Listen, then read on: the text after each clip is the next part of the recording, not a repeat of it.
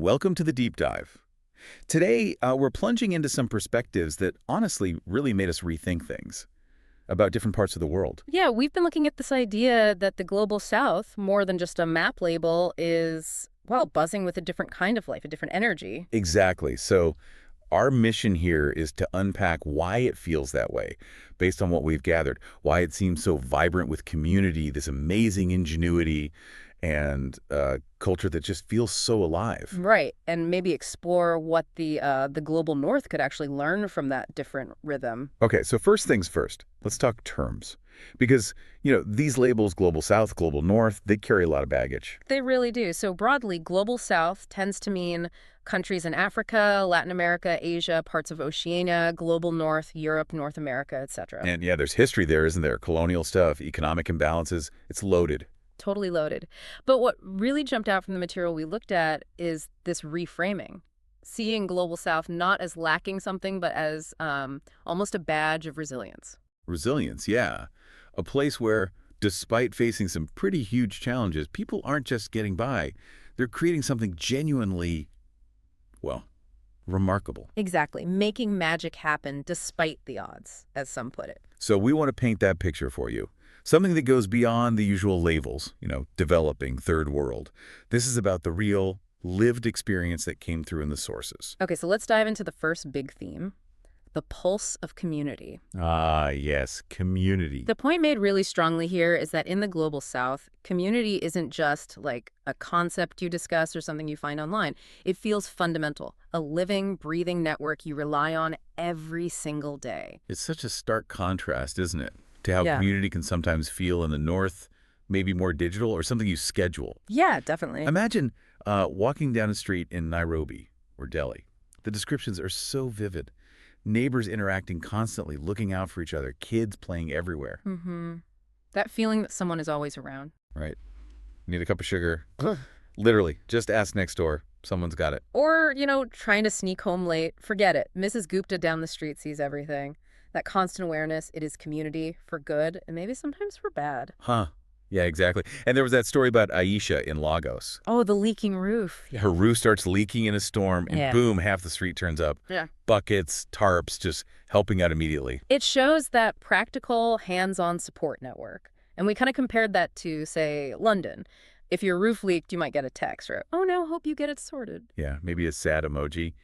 But probably not half the street rushing over with supplies. It's that different level of immediate, practical reliance. And what about celebrations? Oh, wow. The descriptions of weddings in India, sometimes 500 guests, the whole village, basically, even distant cousins you've never met, all there together. Or think about Carnival in Brazil, these massive citywide explosions of collective joy and energy. Compared to what might be a big party in the north, which often feels a bit more contained, Yeah. formal maybe. Right.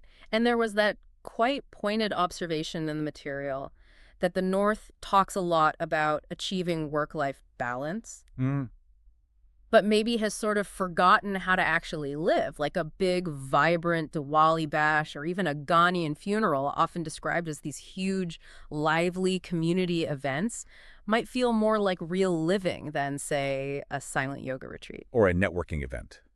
Definitely more than a networking event. God, yes. What comes through is this sense that, yeah, maybe community can be a bit intrusive sometimes, but it offers this incredible safety net and a depth of connection that just feels different, less common in more individualistic places. Which leads us really nicely into the next big idea, ingenuity over infrastructure. Ah, Jugad. Exactly, that creative problem solving that happens when you don't have everything perfectly laid out for you, often born out of pure necessity. It really feels like the engine room, doesn't it? That ability to find a clever workaround, a hack, just to get things done. You see it everywhere in the descriptions. Power cut in Karachi, someone rigs up a generator, like, instantly. Yeah, right. Potholes in Bogota. People just navigate them, find ways around, maybe crack a joke about it. It doesn't grind everything to a halt. It's that fundamental skill of just making it work, Right. Despite the limitations, adapting. And the contrast they draw is pretty stark. Yeah. In the north, sometimes one snowflake can cause chaos in a major city. Ugh, yeah. Or a 5-minute train delay in New York feels like the end of the world. Meanwhile, you've got descriptions of people on Mumbai trains literally hanging off the sides, packed in like sardines, but still finding humor in it. There isn't that same expectation of perfect systems, is there? It's more about the drive to just keep going, figure it out. And that environment, the one that demands you constantly adapt, it's also where some amazing innovation comes from. Oh, absolutely. We looked at Kenya's M-Pesa. That mobile money system was revolutionary.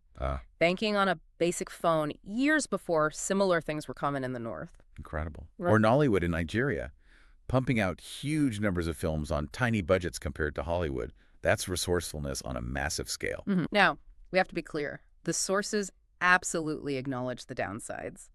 Lack of infrastructure is a massive challenge. Oh, definitely. Jakarta traffic is no joke. Waiting 6 months for a permit in Herrera that stalls things. But the key insight, the thing that resonates, is the ability to thrive despite those challenges. It's like a masterclass in resilience and creative thinking that, honestly, the North could learn from. There's a great line summarizing God. Oh, yeah. When life gives you lemons in the global south, you don't just make lemonade. You build a solar-powered machine from scrap to squeeze them, and then you sell the juice. That captures it perfectly, that entrepreneurial make-it-happen spirit.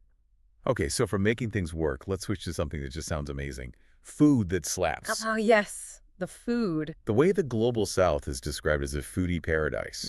I mean, reading about it just makes your mouth water. Totally. If you think great food is all about, like, 3 microgreens arranged just so, you might be missing the point here. This food is described as bold, intense flavors, huge portions, and often incredibly affordable, too. It tells a story, you know? You picture the descriptions, Ethiopian injera, that spongy bread soaking up fiery stews or wots. Street tacos al pastor in Mexico, straight off the vertical spit. Or Thai sum tam, that spicy papaya salad, pounded fresh by a vendor who's been doing it for 30 years. And South Africa's bunny chow curry scooped into a hollowed-out loaf of bread, described as a hug in food form. How good does that sound? Amazing. And it's contrasted with some northern food experiences that maybe feel a bit polite or bland. Like soggy fish and chips, maybe. Or, yeah, that smorgasbord example, lots of pickled herring. It's just a different approach to flavor, isn't it? Less apology, more punch. And food is so social there, too. That came through really strongly. It's described as social glue. Definitely. Gathering around a communal tajin pot in Morocco, everyone tearing bread, dipping in. It's shared, it's tactile. Yeah. Contrast that with the image painted of people in the north, sometimes eating alone, maybe staring at their phones over a carefully plated meal. And apparently something like 70% of the world's food biodiversity comes from the global south. That natural richness just translates straight onto the plate. Wow, 70%. That's huge. It is. And we love that cheeky observation. The North invented clean eating, but the global South invented actual eating. Yeah, the kind that leaves you happy, maybe a little sweaty, and definitely needing a nap. My kind of eating. Okay. Okay, so from delicious food, let's talk about culture that breathes. This was another powerful theme. The feeling that culture in the global south isn't something you just go to, like in a museum or a theater. It's woven into daily life. It's just everywhere. It really feels like that for the descriptions. Bollywood's epic, colorful movies that go for 3 hours. Afrobeat anthems blasting from clubs in Accra. Creativity feels like it's just part of the air you breathe. And the stats back it up, too. A huge chunk of the world's intangible cultural heritage, things like oral traditions, dances, festivals, originates in the global south. Which explains why, as they put it, a random Tuesday in Rio might feel more like a movie scene than a quiet weekend somewhere in the north, which might feel more structured. Right. Look at artists like Burna Boy from Nigeria or Tyla from South Africa. They're global superstars now. Huge. But their music is deeply rooted in local rhythms, sounds that have been developing for generations. Or think about ancient Indian dance like Bharatanatyam, telling stories thousands of years old through living movement. Compared to northern culture, which sometimes can feel a bit like a commodity, right? Expensive theater tickets, maybe some modern art that feels inaccessible. Yeah, the red dot on a canvas example. And storytelling maybe gets condensed into like TikTok videos versus the depth of oral traditions in Mali or indigenous myths from Peru. There was a great point made too. Southern culture kind of markets itself. The vibe is infectious. Totally. Once you hear a proper sitar riff live or feel that samba beat in Brazil, it gets under your skin. You don't easily forget it. Okay, shifting gears a bit. We need to touch on the environment, where nature still has a say. Yeah, this is crucial. Ecologically, the global south is incredibly important for the whole planet. I mean, you're talking about the Amazon rainforest, the Himalayas, the Serengeti, these massive, vital ecosystems. And it holds something like 80% of the world's biodiversity. It's staggering. These regions are like the planet's lungs, basically. But there's a tough irony there, isn't there? Because these same regions often face the worst impacts of environmental problems. Absolutely. Problems often driven by consumption patterns elsewhere. Think plastic waste ending up on beaches, or climate change hitting farmers hard in places that feed the world. Yet we also saw these really inspiring examples of environmental leadership coming from the South. Definitely. Costa Rica aiming for almost 100% renewable energy. That's amazing. Or India's massive push into solar power. It often feels driven by necessity, doesn't it? Yeah. A real grassroots commitment. Maybe contrasting with some northern green efforts that can sometimes feel a bit like, well, expensive status symbols. Yeah, perhaps. And while there are internal problems too, deforestation, illegal mining, often linked to global demand, let's be honest. Sure. There's also this incredibly strong tradition of grassroots environmental movements, like the Chipko movement in India, where people literally hug trees to stop them being cut down. Wow. Or Wangari Maathai in Kenya, winning a Nobel Prize for planting millions of trees. Change really seems to bubble up from the ground. And that sarcastic observation really landed. Which one? That the South was basically recycling out of necessity long before sustainability became a fancy buzzword or a corporate hashtag in the North. Yes. Resourcefulness again. It's a recurring theme. Okay, now really important, the reality check. Because the sources are very clear. It's not all sunshine and spice. No, absolutely not. We have to acknowledge the huge, daunting challenges the global South faces.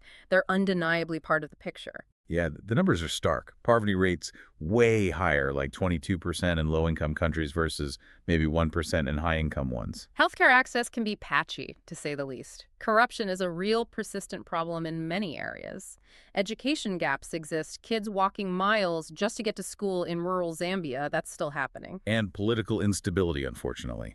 Coups, protests in RSI, these aren't abstract concepts in some regions. It's vital to see these challenges clearly, but not as the entire story, more like the difficult context within which all that resilience and ingenuity we talked about has to operate. Right, and the sources connect a lot of these ongoing issues back to history, too, don't they?